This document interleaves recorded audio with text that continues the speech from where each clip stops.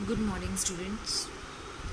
कल हमने अपना सीपीआई किया था, कंज्यूमर प्राइस इंडेक्स मेथड। तो उसके अंदर हमने उसके मेथड्स, उसके फार्मूलाज और उसकी पॉलिसीज़ पढ़ी थी कि उसको कंस्ट्रक्ट किस लिए किया जाता है। आज हम पढ़ेंगे उसकी इम्पोर्टेंस और लिमिटेशंस, कि वो हम बनाते किस लिए हैं, सीपीआई किस लिए फाइंड आउट किया जाता है, कंज्यूमर प्राइस इंडेक्स जो होता है वो फाइंड आउट या सॉल्व किस लिए किया जाता है, उससे क्या क्या हमें हेल्प मिलती है, कहाँ कहाँ वो यूज़ होता है।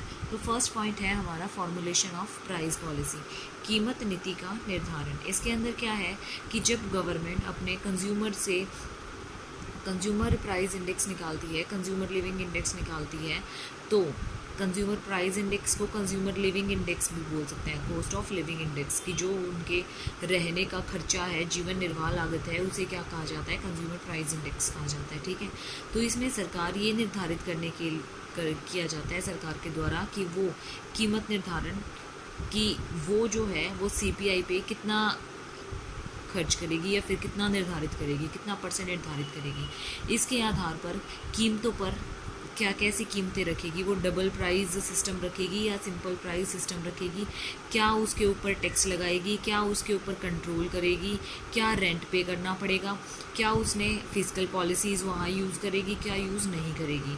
तो ये सारी चीज़ें फॉर्मुलेशन ऑफ प्राइस पॉलिसी, मतलब प्राइस से रिलेटेड जितने भी सारी चीज़ें हैं वो आपकी सीपीआई के थ्रू की जाती हैं। ठीक है, सेकंड पॉइंट आता है हमारा वेज एडजस्टमेंट।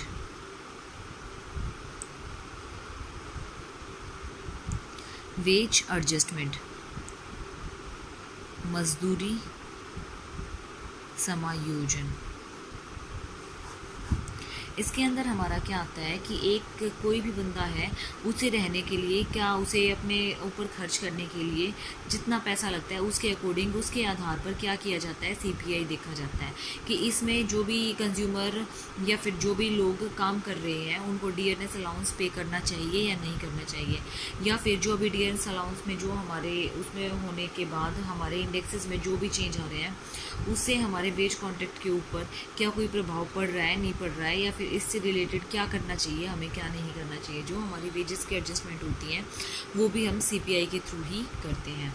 थर्ड पॉइंट आता है हमारा measurement of real value. Hindi में इसको बोलते हैं वास्तविक मूल्यों का माप। वास्तविक मूल्यों का माप, इसका मतलब क्या है कि हमें जो भी हमारी करेंसी है, जो भी हम करेंसी यूज़ कर रहे हैं, या फिर जो भी हमारी करेंसी यूज़ हो चुकी है उसकी परचेजिंग पावर क्या है, या फिर उसका एग्जैक्ट वैल्यू क्या है, उससे हमें कितनी एक्चुअल इनकम हो रही है, कितनी नहीं हो रही है। हम अगर कोई भी प्राइस खरीदते हैं, कोई भी चीज़ खरीदते हैं तो उसके लिए हमें हमारी जो करेंसी है वो हमारी करेंसी सस्ती है या फिर महंगी है। ठीक है स्टूडेंट्स, वो अब जैसे $1 में आपके 60 रुपीज़ या 62 रुपीज़, ये डॉलर आपका बढ़ता और घटता रहता है। तो इसका मतलब क्या है कि आपके पैसे की रुपीज़ की वैल्यू कम है और डॉलर की वैल्यू ज़्यादा है। आई समझ? ये था हमारा रियल वैल्यू का। फोर्थ पॉइंट आता है हमारा एनालिसिस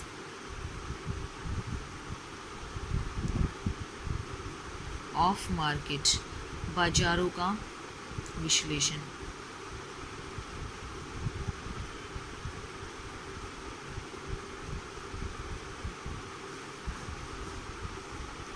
बाज़ारों का विश्लेषण, इसके अंतर्गत क्या किया जाता है, इसके अंतर्गत स्टडी किया जाता है, एनालाइज किया जाता है मार्केट को, कि मार्केट में कितनी परचेजिंग है, कितनी डिमांड और कितनी सप्लाई हो रही है। कोई भी बायर आता है तो वो कितनी डिमांड कर रहा है किसी भी प्रोडक्ट की, और जो मार्केट में फर्म्स है वो कितनी अपने प्रोडक्ट को सप्लाई कर रही है या फिर किस प्राइस पे कर रही है।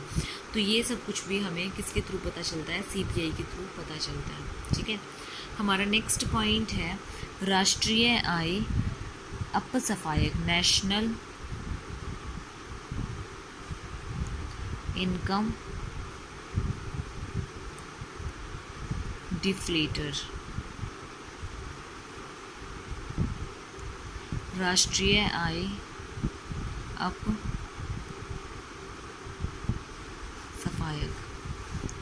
इसके अंदर क्या होता है, इसके अंदर ये डिसाइड किया जाता है कि हमारा एक बेस ईयर ले लिया जाता है और एक अपना करंट ईयर ले लिया जाता है। ये देखा जाता है कि हमारे पहले के बदले में इस बार जो परिवर्तन हुए हैं, हमारी जो नेशनल इनकम में जो चेंजेस आए हैं वो क्या इन्फ्लेशनरी चेंजेस हैं या डिफ्लेशनरी चेंजेस हैं, तो वो सब कुछ यहाँ पे देखा जाता है। ठीक है, इसके अंतर्गत सीपीआई के थ्रू हम ये भी इससे कंपेयर कर सकते हैं। ठीक है, तो ये तो थी हमारी इम्पोर्टेंस कि कहाँ कहाँ यूज़ होता है। अब नेक्स्ट पॉइंट आता है हमारे पास, नेक्स्ट टॉपिक आता है हमारे पास इसकी लिमिटेशंस या फिर difficulties in the construction of CPI, कि क्या क्या प्रॉब्लम्स आपको फेस करनी पड़ती हैं सीपीआई में।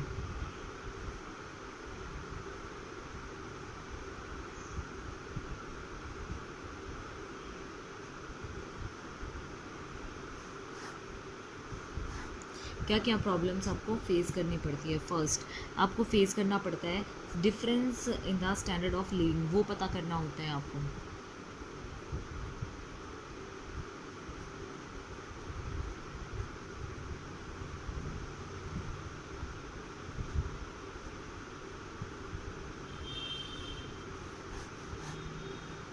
Difference in the standard of the living, मतलब हमारे पास जो कंज्यूमर्स होते हैं, बायर्स जो होते हैं, सेलर्स के पास, वेंडर्स के पास, वो डिफरेंट टाइप्स के होते हैं। उनका living style, standard of living जो होता है वो डिफरेंट टाइप भी होता है। कुछ लोग लो क्लास के भी होते हैं, कुछ हाई के भी होते हैं और कुछ मिडिल के लिए भी होते हैं।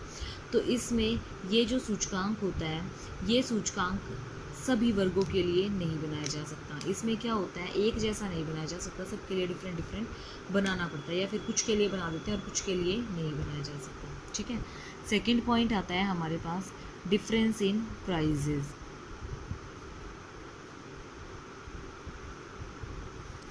डिफरेंस इन प्राइजेस का मतलब क्या है, कीमतों में अंतर। इसके अंदर क्या होता है कि जो हमारे डिफरेंट कंज्यूमर्स हैं वो क्या करते हैं, फुटकर कीमतों के आधार पर बनाए जाते हैं। मतलब जो रिटेलर्स होते हैं उनसे पहले ये पूछ लिया जाता है कि आपके यहाँ किस टाइप के कंज्यूमर्स हैं और क्या उनकी प्राइजेस डिमांड है और क्या कीमत है क्या नहीं है, तो इस टाइप से वो इजीली कर सकते हैं। लेकिन ये सारी चीज़ें पूछना और करना बहुत ज़्यादा डिफ़िकल्ट होता है, तो इसमें ये भी प्रॉब्लम आती है। थर्ड प्रॉब्लम आती है हमारी difference in the portion of expenditure।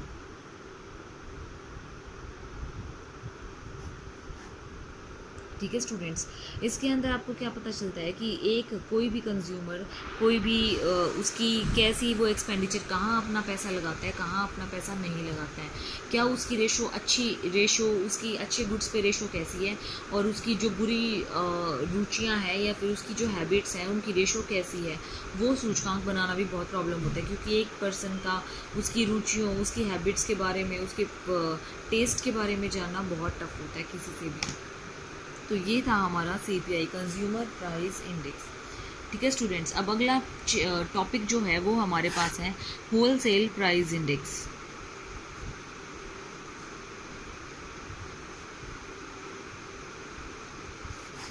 Wholesale price index, थोक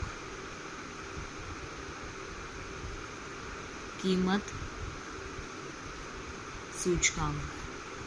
इसके अंतर्गत क्या किया जाता है, इसके अंतर्गत जो होल सेलर्स को जो वस्तुएं बेची जाती हैं उसमें जो हमारे प्राइजेस जो चेंज होते हैं ना, उनको स्टडी किया जाता है, वो हम इसमें स्टडी करते हैं। हमारे जैसे कई टाइप्स की वस्तुएं होती हैं। फर्स्ट गुड्स आता है हमारे पास प्राइमरी एक्टिविटीज़ का, प्राइमरी गुड्स जिसमें हम लेते हैं, जैसे हमारे खाद्य पदार्थ आ गए, उनको हम कितनी वेटेज प्रोवाइड करते हैं, 22% करते हैं।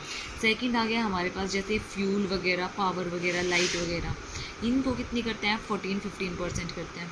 तीसरी चीज़ आ गई जो ये मशीनरी वगैरह है, खाद वगैरह है, ये जिससे हम कुछ भी चीज़ें बनाते हैं, जैसे मैन्युफैक्चरिंग करते हैं, वो 63% आ गई। तो ये वेटेज डिसाइड कर रखी है किस कौन सा गुड्स जो है वो किस वेटेज में आता है और किस वेटेज में नहीं आता। अब इनका यूज़ कहाँ कहाँ करते हैं हम, यूज़ ऑफ WPI और होलसेल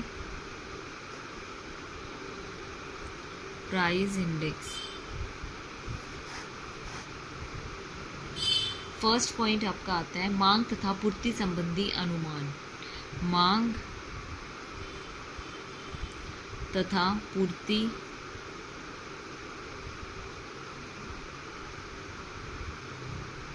संबंधी अनुमान, इसको इंग्लिश में बोलते हैं हम forecasting demand and supply.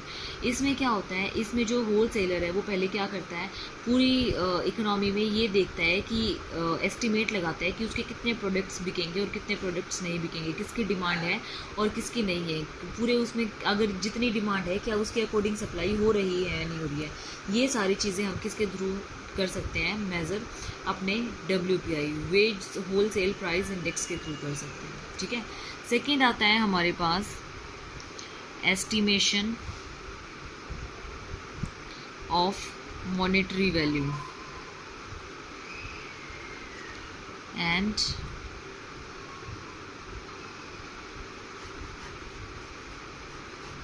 Monetary value and real value. इसके अंदर क्या होता है, जो हमारी नेशनल इनकम है, नेशनल एक्सपेंडिचर्स हैं, वो सब कुछ इसके थ्रू हम क्या क्या कर दिया जाता है, वो इसके थ्रू हम इसमें इंडेक्स में प्राइजेस वगैरह के थ्रू हम निर्धारित कर सकते हैं कि इसका मूल्य, मौद्रिक मूल्य ये है, ठीक है, कि जिसके थ्रू हम करंट प्राइजेस को निकाल सकते हैं या फिर एस्टिमेट कर सकते हैं।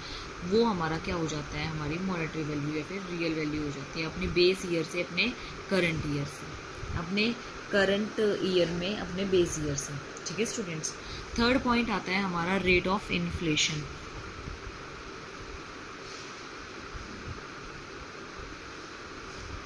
रेट ऑफ इन्फ्लेशन, इन्फ्लेशन क्या होता है, इन्फ्लेशन हमारा होता है जब हमारी बहुत ज़्यादा महंगाई हो जाती है। तो जो होल सेलर्स होते हैं वो मुद्रास्फीति दर, इन्फ्लेशन रेट का भी अनुमान लगाने के लिए बहुत ज़्यादा हेल्पफुल होते हैं।